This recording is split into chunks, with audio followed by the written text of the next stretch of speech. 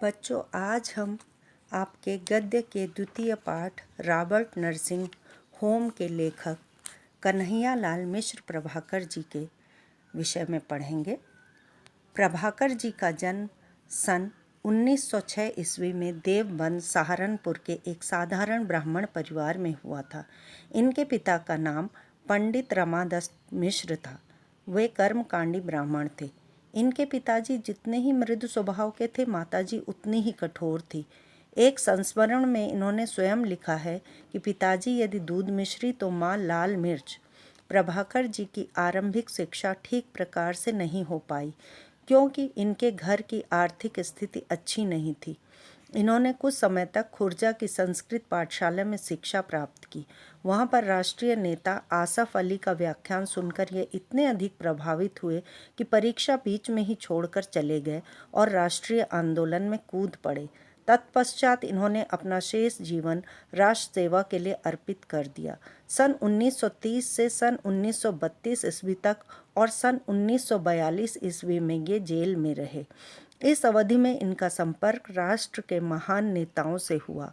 भारत के स्वतंत्र होने के बाद इन्होंने स्वयं को पत्रकारिता में लगा दिया। लेखन के अतिरिक्त अपने वैयक्तिक स्नेह और संपर्क से भी इन्होंने हिंदी के अनेक नए लेखकों को प्रेरित और प्रोत्साहित किया।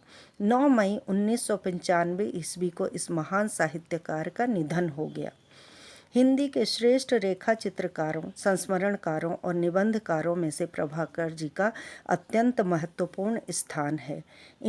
इनकी रचनाओं में कालगत आत्मपरकता, चित्रात्मकता और संस्मरणात्मकता को ही प्रमुखता प्राप्त हुई है। पत्रकारिता के क्षेत्र में प्रभाकर जी को अभूतपूर्व सफलता मिली। पत्रकारिता को इन्होंने स्वार्थ सिद्धि का साधन नहीं बनाया, वरन उसका उपयोग उच्च मानवीय मूल्यों की स्थापना में ही किया। प्रभाकर जी ने हिंदी गद्य को एक नई शैली दी। इनकी यह शैली नए मुहावरों और लोकोक्तियों से युक्त है। अपने फुटकर लेखों द्वारा इन्होंने मानवीय आदर्शों की स्थापना में महत्वपूर्ण योगदान दिया। इनका यही आदर्श पत्रकारिता के क्षेत्र में भी दिखाई देता है। स्वतंत्रता आंदोलन के दिन में इन्होंने स्वतंत्रता सेनानियों के अनेक मार्मिक संस्मरण लिखे। इन संस्मरणों में भारत के स्वाधीनता संग्राम का इतिहास स्पष्ट हुआ है। इसमें युगीन परिस्थितियों और समस्याओं का सजीव चित्रण भी हुआ है। इस प्रकार संस्मरण, रिपोर्टाज और पत्रकारिता के क्षेत्र में प्रभाकर जी की सेवाएं चिरस्मरणीय हैं। इनकी प्रमुख कृतियां हैं नई पीढ़ी के विचार, जिंदगी मुस्कुराई, माटी हो गई सोना, भूले बिसरे चेहरे, ये रेखा चित्र हैं। आकाश के तारे और धरती के फूल, इनकी लघु कथाएं हैं। दीप जले शंख बजे, इनका प्रसिद्ध संस्मरण है। और क्षण बोले कण मुस्कुराए, बाजे पायलिया के घुंघरू, इनके ललित निबंध हैं। प्रभाकर जी ने नया जीवन और विकास नामक 2 समाचार पत्रों का संपादन भी किया। इन पत्रों में प्रभाकर जी के सामाजिक, राजनीतिक और शैक्षिक समस्याओं पर आशावादी और निर्भीक विचारों का परिचय मिलता है। इसके अतिरिक्त महके आंगन चहके द्वार इनकी अत्यंत महत्वपूर्ण कृति है। ज्ञान विज्ञान के बोझ से लदे भारवाही लेखक बहुत हैं, पर हमारे पास ऐसे लेखक नहीं हैं जो जगत और जीवन में व्याप्त लघुतम घटनाओं में महत्व को देख पाते हों, देखकर पकड़ पाते हों और उसे साफ सुथरी शैली में पाठकों को दे पाते हों। छोटी से छोटी बात को लिखकर दीप्तिमय बना देना ही इनकी शैली की विशेषता है।